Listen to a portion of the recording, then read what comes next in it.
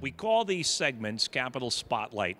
We corral members of the General Assembly right before session and talk to them about some of the things they've been working on and its impact on you, the Rhode Island citizen. And I should also mention, too, when we replay the House and Senate sessions back on Capitol TV, we often reinsert these Capitol Spotlights so you get an opportunity to catch them should you miss them the very first time they run.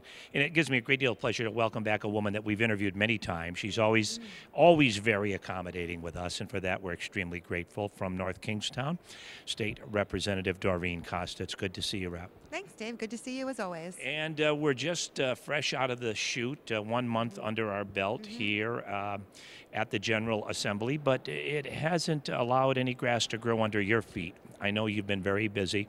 I'd like you to first tell our viewers about some legislation that you're introducing that would make employers with 3 or more employees take part in the E-Verify system. Can you explain that for our audience? Sure. The E-Verify system is free and it's national. And actually, President Obama is talking about it right now, thinking of implementing it throughout the country, which is great, which is huge.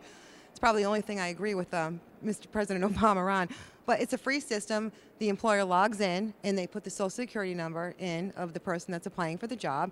And within seconds to minutes, it comes up and you get a green or a red. And red, they're illegal and they're not allowed to work in this country because their social security card doesn't match their birthday or their age.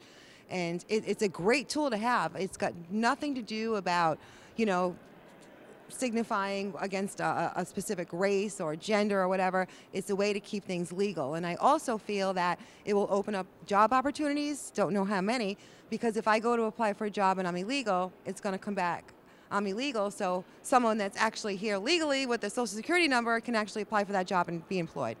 Now, what about the people that make the argument that a lot of businesses, that's unfair, I shouldn't say a lot of businesses, but a certain number of businesses want to hire undocumented workers because they can hire them at a lower wage, they can make more profit, it's better for them, and often the types of jobs that they're hiring them for, they claim that registered legal citizens of the United States won't do that kind of work. What do you say to them? Well, unfortunately, they're breaking the law, and they shouldn't be doing that. They're supposed to be law-abiding citizens, and I mean, we have to obey the law. We live here, obey the law. Okay, now, you mentioned that you don't agree with President Obama on just about anything, and that's because you're a Republican. Absolutely. And I'm proud of it. Well, and as you well should be, although maybe the Republicans need to make some adjustments. Absolutely. Based on that last election and what's happening around the country. For example, about 90% plus of the American people think that we should have criminal background checks, extensive criminal background checks for everybody that wants to buy a gun.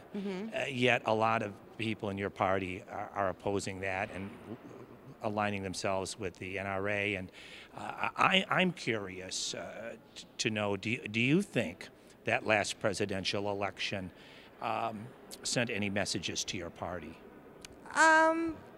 Yes and no. Rhode Island's a very democratic state. President Obama did win by 3 million plus votes, okay? So that's a given. When it's a presidential election, the Democrats define us in the state, and that's why I wrote that letter to the editor. Yeah, and we have to define ourselves. You know, that's a very interesting point that you make, because you've received a lot of publicity about that op-ed piece. For those viewers that missed it, it was a very interesting perspective. You really created a lot of interest and curiosity. What was the point of that op-ed, and what were you trying to say? Okay, well, the point of the op-ed is that Republicans are not rich. I am not rich by no means. I work 2 jobs, and my car is 160,000 miles, and my transmission's going. I'm not rich. I don't belong to a country club. The Democrats define us, saying that we are country club Republicans, we're rich, we're wealthy, and we're not. We all want guns and hanging on to our guns and religion.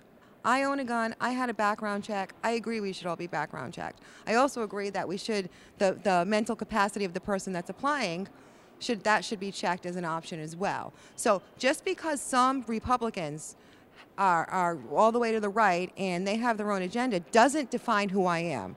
And that's where the Republicans have to take a stand.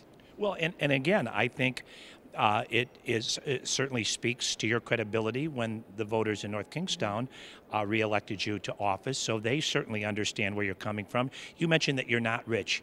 Should the super rich pay a little bit more in taxes?